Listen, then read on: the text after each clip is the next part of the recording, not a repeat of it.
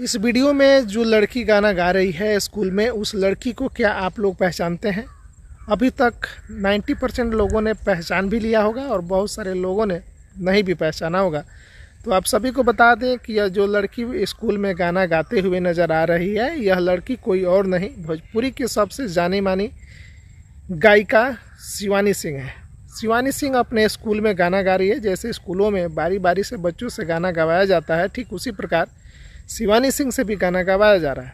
Shivani Singh school में गाना गाते हुए नज़र आ रही हैं और ये वीडियो तकरीबन 3 से 4 साल पुराना है। शिवानी सिंह को तब पता नहीं था कि हम आने वाले टाइम में इतने बड़े सुपरस्टार होंगे और उनके जितने फैंस भी होंगे, उनके घर वाले भी होंगे, वो भी नहीं जान पाए होंगे कि आने वाले टाइम में भोजपुरी की सबसे चहेती और सुपरस्टार शिवानी सिंह होने वाली है। शिवानी सिंह स्कूल में गाना गाती हुई नज़र आ रही हैं। ये उनका कुछ दिन पहले का तस्वीर है। एक शिवानी सिंह का तस्वीर ये है और एक शिवानी सिंह आज की है। दोनों तस्वीर अगर आप देखेंगे तो काफ़ी ज़्यादा आपको अंतर दिखाई देने वाला है।